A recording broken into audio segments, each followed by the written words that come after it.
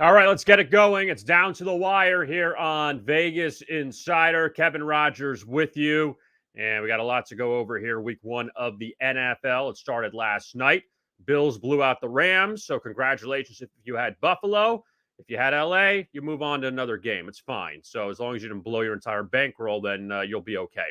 So, we got the Joes on tonight. Joe Osborne chasing that paper. You can see it 11 a.m. Eastern every day, Monday through Friday on Vegas Insider. He's going to join us in just a moment to go over contest picks. He's in the Circa Millions. I'm in the Westgate. We're going to go back and forth on our picks. Joe Nelson, Vegas Insider handicapper, he's going to join us in about 15, 20 minutes or so to go over a couple of college games and some NFL for the weekend. But before we get to all of that, first, our baseball best bets. Kind of a stinker last night. We had the A's. That was a bad one. They got blown out by the White Sox. I was riding that Chicago 0-9 off a road win streak they were on. Of course, they get 6 in the first 2 innings. They roll, so we move on to tonight. All right, here's our MLB best bet, our first one before we get to Joe Osborne. The Colorado Rockies this evening. I'm going to take them at home against the Arizona Diamondbacks. And German Marquez has pitched well of late for Colorado. He's coming off a couple nice performances against the Mets and against the Reds. They came back at Cincinnati in his last start, and I'm going to take them. Rockies have won 2 in a row. They just beat the Brewers. Arizona, they have taken the last 2 series against Colorado. Zach Davies starts for the Diamondbacks tonight. He's been up and down. Let's go with the Rockies as our first side of the night. Our total we'll have coming up in just a little bit. All right, now we got the baseball out of the way. Let's bring on Joe Osborne, chasing that paper. And Joe making his debut on Down to the Wire. He's got his Dolphin hat on. He's ready for Tua Mania coming up on Sunday. Are you ready for this, Joe? I'm cautiously optimistic, Kevin. You know, I've been saying it all offseason that the Dolphins, it seems like every other offseason, they win the offseason. You know, they make a flashy trade, something in free agency. They do something fun in the draft. A fun new head coach. Remember, Adam Gase was a fun new head coach once upon a time. So, yeah, we'll hope Mike McDaniel fits into the mold of the Sean McVay, not the Sean McVay we saw last night, but Sean McVay, who we know is a pretty solid young mastermind offensive head coach. And, you know, they've built around Tua. I think he's had a lot of legitimate excuses in his first 2 seasons in the league, but not necessarily anymore. So we need him to step it up as well. So this week 1 game is huge. The Dolphins, the first couple of weeks of their schedule, not easy. They got to beat the Patriots here at home in week 1. Yeah, Baltimore, Buffalo, Cincinnati. So we saw what Buffalo did last night. So it's going to be very tough. All right, let's get down to it now. Our contests. We went out a few weeks ago to Vegas.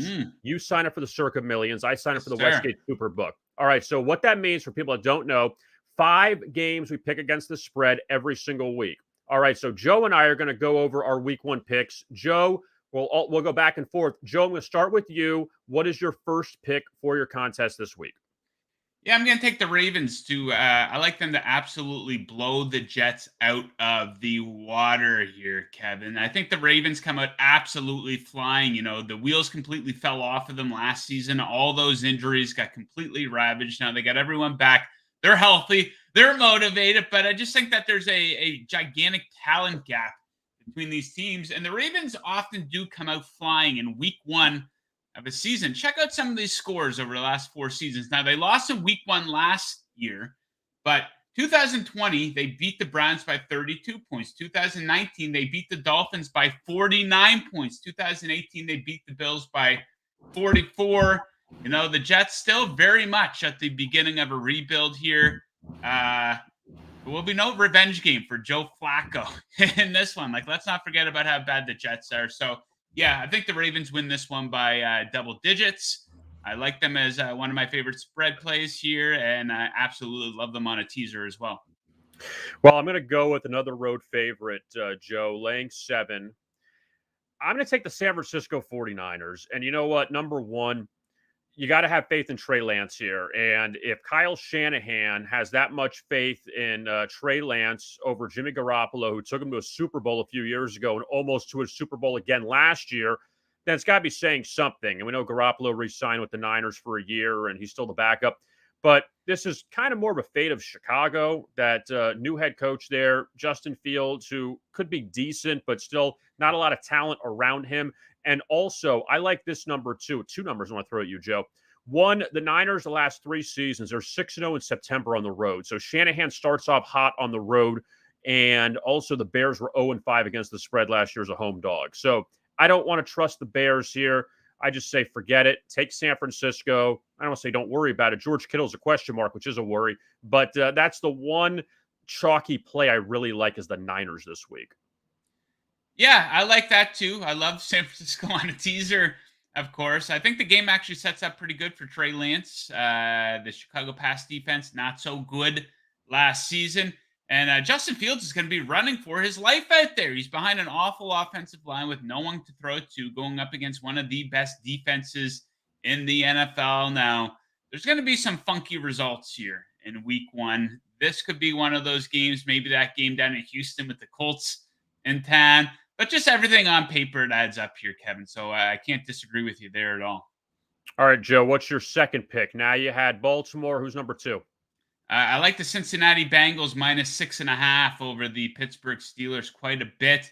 Very high on the Bengals, very low on the Steelers coming into this season. The Bengals, what was their biggest issue last year? Their offensive line was a total embarrassment. They made they totally rebuilt the line, made some big upgrades there. I think the Burrow and Chase connection, it's only going to get stronger. The last 3 times they played the Steelers, all double-digit victories. And I think some people out there all of a sudden have a little bit of a short memory with Mitch Trubisky. He was on the hot seat quite a bit in Chicago for a lot of legitimate reasons. And I think the Steelers defense is wildly overrated, Kevin. Some big names on there, Watson, Fitzpatrick, most notable, but they were dead last in the NFL in terms of opponent yards per rush attempt. Allowed a lot of points in the second half of the season. So I like the Bengals to take care of business. I'm actually going to go opposite on you for that Yeah. pick, Joe. I do like Pittsburgh, and yeah, you got to bet on Trubisky, which is not something that you got to celebrate. But here's a couple things on Pittsburgh. Number one, there are weapons on that team. You still have Najee Harris. We'll see what Pickens, the rookie from Georgia, can do. There's some decent players there offensively. I still think you have the coaching edge with Tomlin. And when I look at Cincinnati, Burrow had that appendectomy. I had that. You know what? You don't just jump right back in. He didn't play at all in the preseason. You wonder how, and this isn't like a Stafford thing with the elbow, but he hasn't had any real reps. Also, this Bengal team, I think, is good, but I don't think they're Super Bowl good. I think that everything broke right for them in the playoffs last year, and you saw Baltimore melted down at the end when Lamar was out. I think the Bengals were more like a wild card team, and everything kind of worked out for them. They still have plenty of talent on that team. But Pittsburgh, after losing twice to Cincinnati, which never happens, I think the Steelers hang in this one. And I know that you say, well, they're going to lose by 6 or less. No, I think they have a shot to win. Maybe they keep it within a field goal. But I do like the Steelers here. I just like the double revenge angle, too. And also, Ben wasn't great last year, so you can't think Trubisky can be that much worse. So I'm going to go with the Steelers as my second pick, Joe. Who is your third pick? And I know you talked about this on Chasing That Paper, the revenge game. The Browns and the Panthers. You hate that term. Well, I don't necessarily hate it. It depends on what situation you're going to apply it to. And I think a lot of people out there pumping up the Baker Mayfield revenge angle, I would encourage people not to buy into that, right? And as a result of that, I actually like the Browns +1.5. So one side of people might be arguing Baker Mayfield is super motivated, the revenge game angle. Yes, the team absolutely threw him under the bus. But I think a much more tangible argument here, Kevin, is that nobody knows Baker Mayfield better than the Cleveland Browns. And I think that they can devise a pretty good defensive game plan in regards to limiting any type of major success he might have. They're going to have matchup advantages all over the field. I'm not going to make some claim for Jacoby Brissett being some type of big-time quarterback here, but the Browns are much more well-rounded team, Kevin. Finished 5th in net yards per play last season. Panthers were way down there at 21st. And let's not forget how bad Carolina was last season. They went 2-12 in their final 14 games, including 0-6 at home. I think that this could be maybe one of the ugliest games of the week, if not the ugliest game of the week. I like the under in this game. I think it's going to be a low scoring one. Don't be surprised to see the Browns win outright, obviously, as a +1.5 dog. And also, too, Joe, you mentioned those 2 wins. Half those wins came with Cam Newton at quarterback when they won at Arizona. So they had to go to a broken down Cam Newton to save their season. But it'll be a very interesting game. It's a tough one because without Watson there, obviously Cleveland would be favored if he played. But you don't know what Baker's got left and McCaffrey, what his status is. So there's a lot going on with that game. I'm going to stick with another interconference game. Jacksonville and Washington. I liked the Jags, but somehow I got a little scared off because I think a lot of people were trying to ride them. I'm going with the Commanders here. I'm going to take Washington. I feel like the disrespect factor is there with Carson Wentz. I think this is his last shot. It really is. That if he can't salvage his career in Washington, he's done. And things didn't work out at the end with the Colts last year. They were playing well for a while, and then the last 2 games losing to the Raiders on that last second field goal. Then obviously that embarrassment at Jacksonville, and he was done. So now he's with a team that kind of needed a quarterback. Taylor Heineke was all right, but I don't know if he was a long-term answer. And obviously, no Chase Young hurts the Commanders. But here's the number, though, Joe. The Jags are 6-35 their last 41 games. I cannot make an argument for them as that short of a dog. If they're a bigger dog, like next week they're playing Indianapolis at home, that could be worth a look. They're getting 10, they're getting 12 in some of these games, fine. But getting 2.5, I just can't make the argument for Jacksonville. Yeah, Kevin, it's hard for me here as a Miami Dolphins fan, but it's got to be very difficult being a fan of. I won't call them the Commanders, by the way. I got to call them the Washington football team. That's the only thing they had going for them. But imagine being a fan of that team, all the garbage with Daniel Snyder going on off the field. Apparently, the stadium is a gigantic dump. And then they decide to bring in Carson Wentz as your starting quarterback. And I think you're right. He starts the season on the hot seat. If it doesn't go very well for this guy, he might not be in the NFL this time next year. He doesn't seem very well liked. Apparently, he's not that hard of a worker. The Colts couldn't wait to drive the guy to the airport. But yeah, actually, I am on the opposite side of that one. I kind of lean towards the Jaguars. I see this as what I call 2 dog shit teams, Kevin. So I'll take the dog shit team that's getting the points, especially when the home favorite doesn't have much in the way of a actual home field advantage. So I don't feel strong about it, but I'd have to go against you there and take the Jaguars. All right, so you've taken so far as your official picks, Joe. You've taken 3 AFC North teams. You've taken the Ravens, the Bengals, and the Browns. Yeah. Obviously, the Steelers are playing the Bengals, so you can't take all 4. But you have those 3. You got 2 left. Who's your 4th one? Yeah, this probably won't be a popular one. I am making a case for the New York Football Giants. I like them at +6 in Tennessee versus the Titans. I think that this could be the first time in a very long time that the New York Giants could have the coaching advantage in the game. Of course, Dayball there at head coach, and Martindale comes over from the Ravens to be the defensive coordinator in this one. And let's remember what happened to Tennessee here in week 1, Kevin, of last season. They got the doors absolutely blown off them at home versus the Cardinals. They lost that game 38-13. And this is also a team that really does play down to the competition. They had some very bad losses last season. They lost to both the Jets and the Houston Texans. So I think the Giants can put together a pretty good defensive game plan, stack the box, stop Derrick Henry, make Ryan Tannehill throw. Not a whole lot of targets. Good options to throw to. I don't think that they did a great job replacing A.J. Brown. So I think that the Giants keep this one close. I agree on that one. I do like that. I couldn't pull the trigger on the Giants, but I do like where you're coming from, and that line has dipped a little bit. And yeah, there's a lot of pressure on Tennessee. They've had a couple playoff appearances, and we'll see what Derrick Henry can do. But again, see what Daniel Jones can do. He's got to turn around sooner or later. All right, my 4th pick, Joe. I am going to go with another underdog, and I'm kind of riding a trend here, but who cares? I'm taking the Houston Texans at home against the Indianapolis Colts. Now, the Colts are 1-11 their last 12 season openers. That's a hard thing to get over. And a lot of those, well, I shouldn't say a lot of those, the last handful with Frank Reich. They've gone through now Matt Ryan. He's going to start his first game on Sunday. You have Matt Ryan, Carson Wentz, Jacoby Brissett. Who else do we have in there? Scott Tolzien, Andrew Luck, just a lot. Phillip Rivers, a lot of different guys that have started at quarterback in week 1 for the Colts. and they've just struggled in these games. And also the Texans, too. They were blown out by the Colts twice last year. I think that they will be motivated for this one. I know you hate that motivation, but I think they know this game after they were embarrassed by Indianapolis twice last year, and everyone thinks Matt Ryan is now going to be reborn going to Indianapolis. You don't know what he's got left. You have Jonathan Taylor in the backfield, but you don't have Reggie Wayne and Marvin Harrison out there either as your receivers. So Davis Mills, he actually was better than Trevor Lawrence in the last like 7 or 8 games of last year. I don't know how much that means, but I think they got confidence in him as the quarterback. I think the Texans here can hang in this game with the Colts. Yeah, I'm with you on that. I took Houston plus 7.5. I absolutely love that hook. And a lot of people don't realize quite a bit of roster turnover for the Colts, Kevin. They maintained only about 60% of their roster from last season. So I could see a possibility where maybe they get off to a slow start here this season. And yeah, I could see, like I said, week 1, you often see a lot of underdogs. You sometimes see some weirdo results. I could see this being one of those weirdo results. Now, I know that week 1 trend with the Colts always losing in week 1.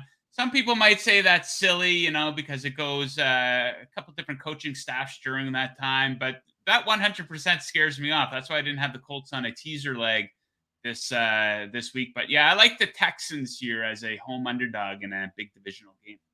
What's funny too, I named some of those quarterbacks, Joe, and at 1-11, there were 2 other quarterbacks that were in that time frame. One was Peyton Manning. He was the first one. You want to know who the other quarterback was? Can you give me one guess on who that other quarterback was? This is like 2011, 2012. And is it a name that most people... It's a name you would know. It's a guy that is actually played in a Super Bowl. He started in a Super Bowl. He bounced around as a big-time college quarterback, but in Indianapolis, he wasn't really, you wouldn't know him really in Indianapolis. You got to tell me who it is. Who was Kerry it? Collins.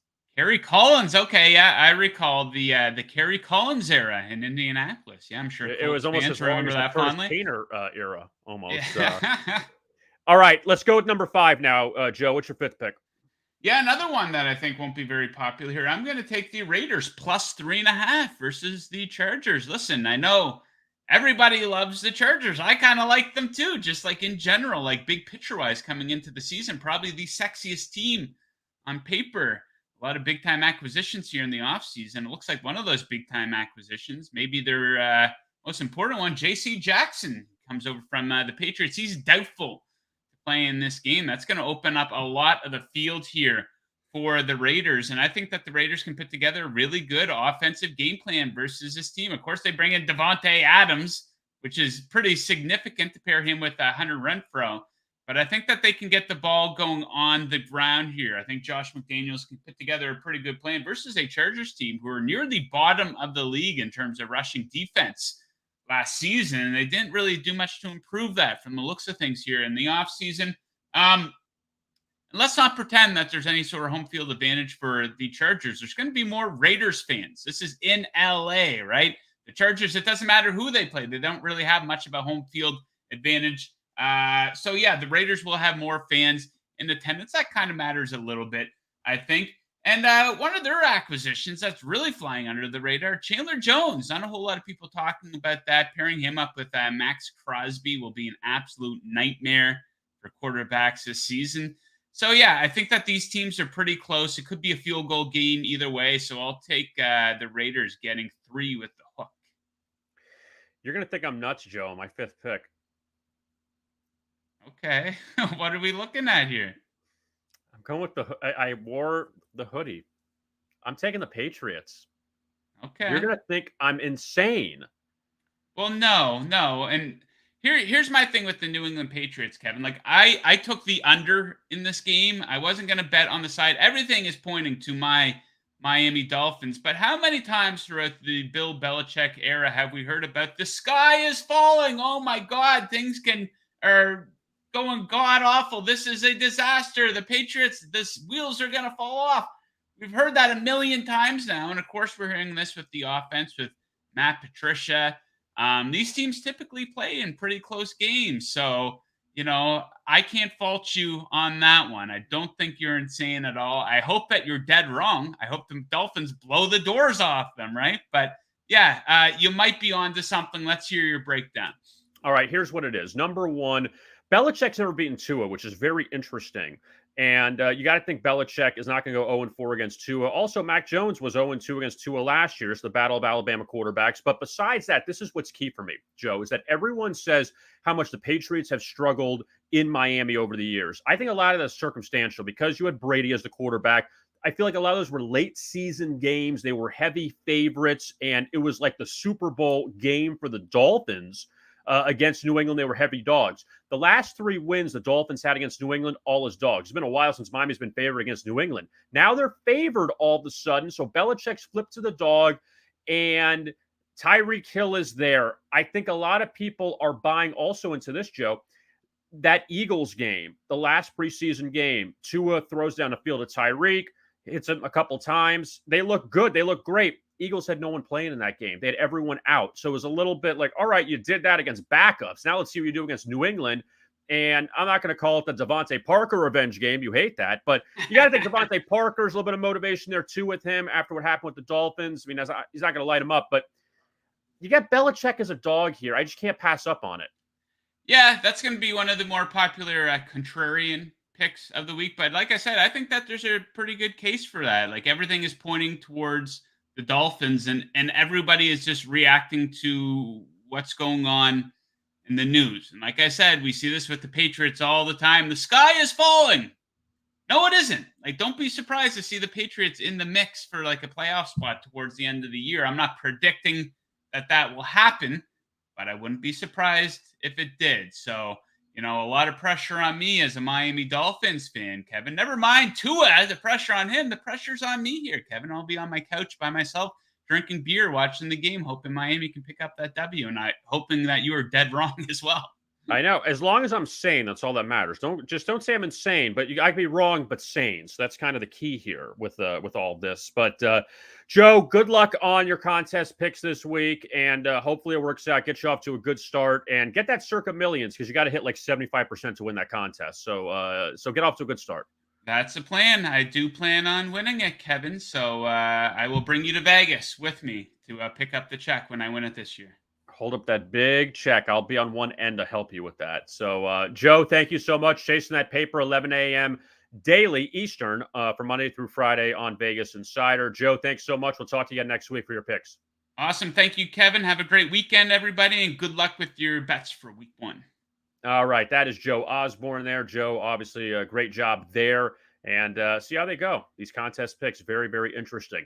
Joe Nelson's on deck. He's going to join us in just a moment to break down a couple college games and some NFL games. But first, my second best bet for Friday night, Cardinals Pirates under. That's what we're going to do at PNC Park. St. Louis has dominated Pittsburgh this year. Miles Michaelis in one of those games back in mid-June, he came within 1 out of a 1-hitter, 8 2/3, a hit, a run. He was great against Pittsburgh. The Pirates offense has not been good of late. And I think it's 3 runs in 4 of the last 5 games, 3 runs or less rather. And Roansy Contreras, he's on a nice under run, 7-2 the last 9 starts for Pittsburgh. Let's go with the under in that Cardinals Pirates game for our second best bet. Now we go from Joe Osborne to Joe Nelson. And it's good to have Nelly back on, Nelly Sports. And Joe, good to see you again. And excited for football season. Got a couple games to go over. You all ready? Yeah, I'm definitely ready. Good to be back for football. Not so excited for tonight's games, but a lot to look forward to Saturday and Sunday this week. So thanks for having me on.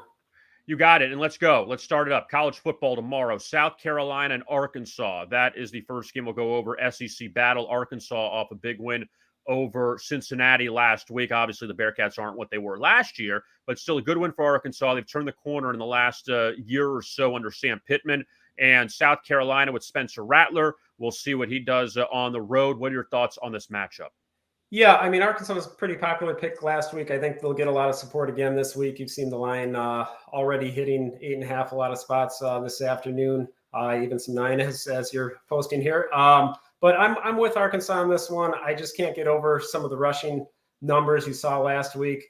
Georgia State's a decent team, but had a significant rushing edge against South Carolina, 200-79. It was a big game for Georgia State. Obviously, their coach Elliott was an assistant at South Carolina a few years back, so they played well. Gave South Carolina a tough test. South Carolina was only up 6 pretty late in that game. 2 special team scores late for the Gamecocks, got the win. Rattler, really talented. He might have a really nice season, but 2 interceptions last week. He's had some turnover problems. I just like possible game state here with Arkansas controlling the line of scrimmage, running the ball well, maybe getting a turnover to put the game away and get to a 2-score margin late for that one. All right, so you'd like Arkansas as your first pick. The second game, Iowa State and Iowa, and a lot of people obviously, Joe, know how Iowa ended up last week, a 7-3 win over South Dakota State, 2 safeties and a field goal, a Kirk Ferentz special. But this rivalry has been owned by Iowa recently. What do you think here with the Hawkeyes as a home favorite against the Cyclones? Yeah, I mean, Iowa got to 7 the hard way last week. Took a lot of jokes and heat for that, but they're going to be up for this game. They didn't play in 2020, so they haven't hosted Iowa State the last 2 meetings. They've won 6 straight, 4-2 against the spread. Both of the spread misses were by a half point. You look at the returning production, Iowa State ranks towards the bottom of offense and defense in the Big 12, coming back from last year's good team. Obviously, big names, Brock Purdy, Breece Hall in the NFL now. A lot of guys to replace. They had a comfortable win last week, but Southeast Missouri State not considered a great FCS team this year. They won 4 games last year. They were pretty good a couple years ago, but it's been down the last 2 years. South Dakota State is one of the best FCS teams. They entered the year a top 3 ranking. They were semifinalists last year. If you would look at power ratings, they would be similar to some of the bottom tier Big Ten teams, the Indianas, Northwesterns, Marylands of the world. So, it doesn't look like a great win for Iowa last week. That's a pretty decent team, and they did dominate on defense. I know the numbers for the offense, quite brutal, but I think this is the type of game that Iowa's going to be able to win by a score. I like what they've got coming back, and I think this is just a game they've been waiting for and should play well in. All right, Joe, let's look at some NFL games now. So Saints and Falcons, they wrapped up week 18 last year, and New Orleans won that game. They would have been in the playoffs if the 49ers didn't beat the Rams, but they did it without Jameis Winston. Now Winston is back. The Falcons in rebuild mode, and no Matt Ryan anymore. Saints favor on the road. Do you buy into the Saints, or do you think Atlanta's got a shot to cover here?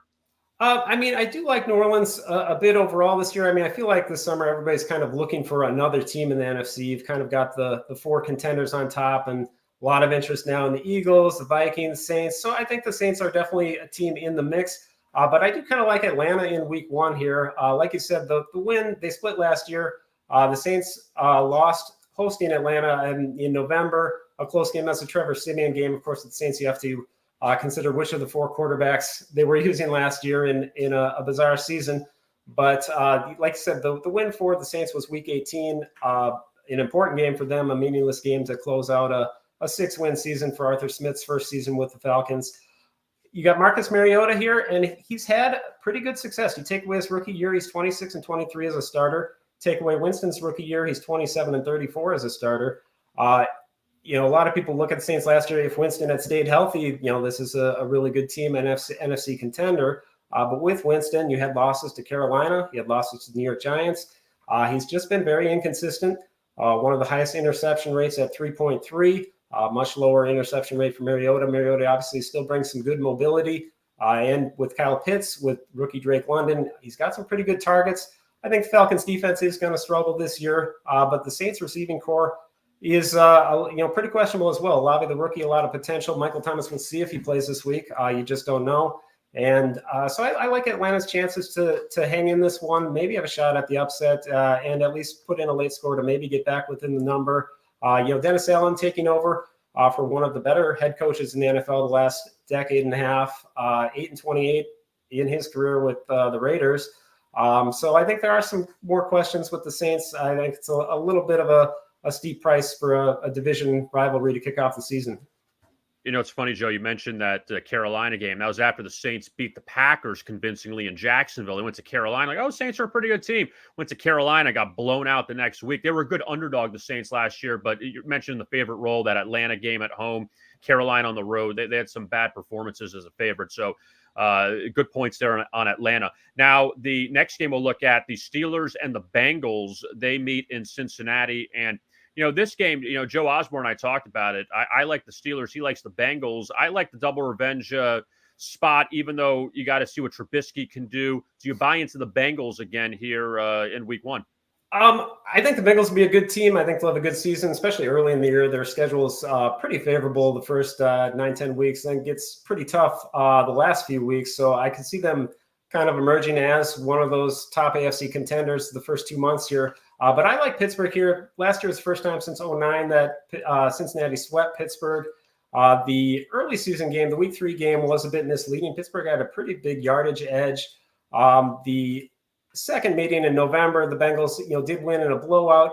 It was a pretty tough spot for Pittsburgh. They were coming off a wild game against the Chargers. It was a second straight road game. They had that Chargers game that was 41-37, like 130 some plays in that game. They were out of gas. Bengals, it was a huge game for them. A lot of people down on Pittsburgh this year, and I think that's fair. But Trubisky, I think in a lot of ways will be an upgrade. Roethlisberger, one of the worst quarterbacks in the league by any measure last year. Trubisky has had a checkered career, but his 2018 numbers were quite good. 2020 was decent. If you actually look at either of those two seasons, his quarterback rating was above or better than Roethlisberger's career rating.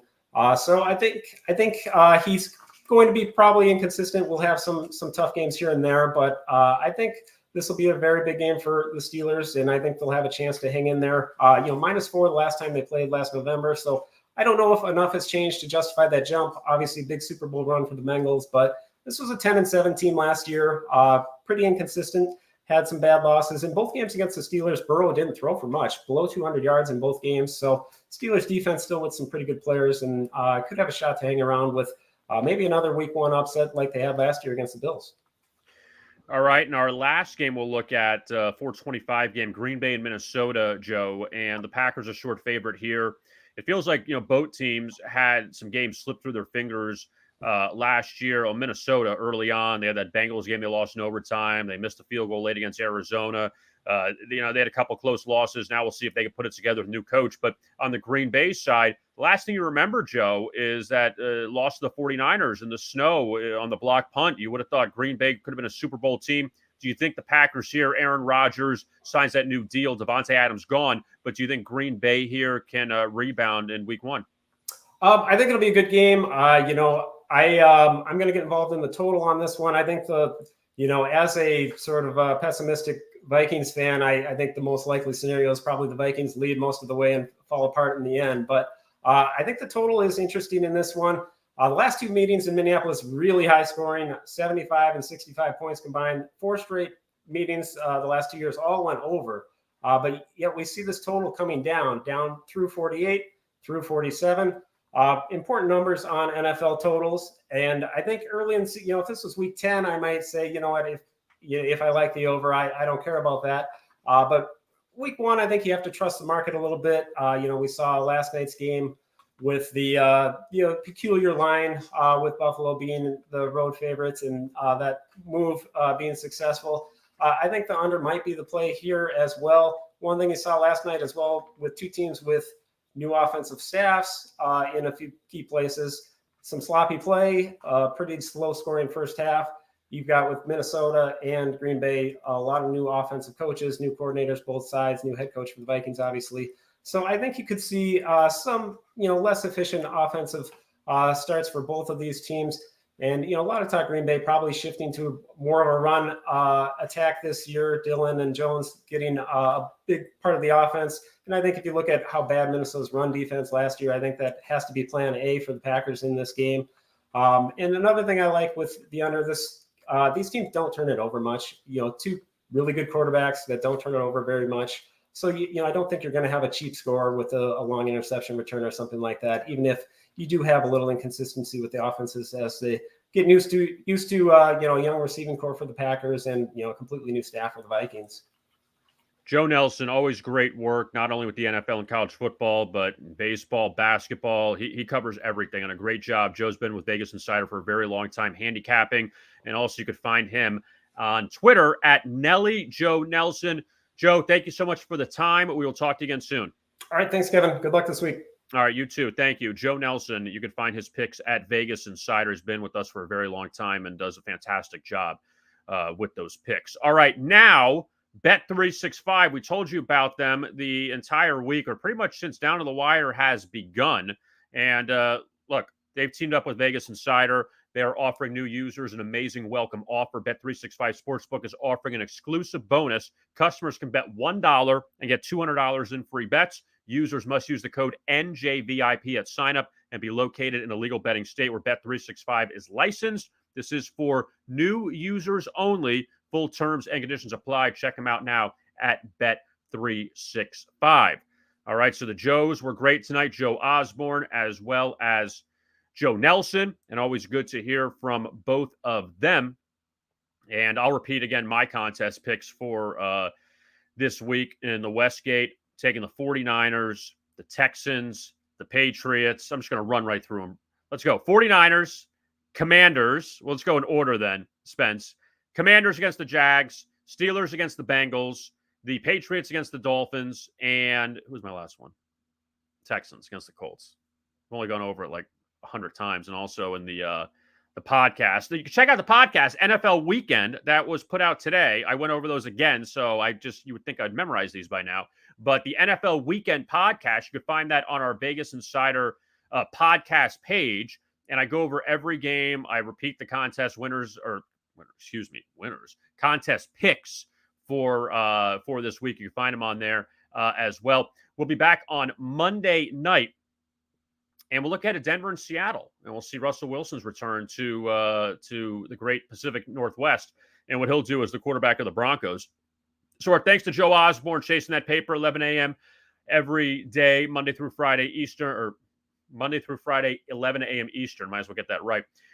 For Joe on chasing that paper, you can find that on Vegas Insider. Joe Nelson, also handicapper at Vegas Insider. Both a great job. Spencer Ray, another great week from you. Thank you. And we will talk to you again on Monday at 6 p.m. Eastern for Down to the Wire to get you set for Denver and Seattle, as well as recap the weekend as well. I am Kevin Rogers. Thanks a lot for watching. And as always, best of luck with your bets.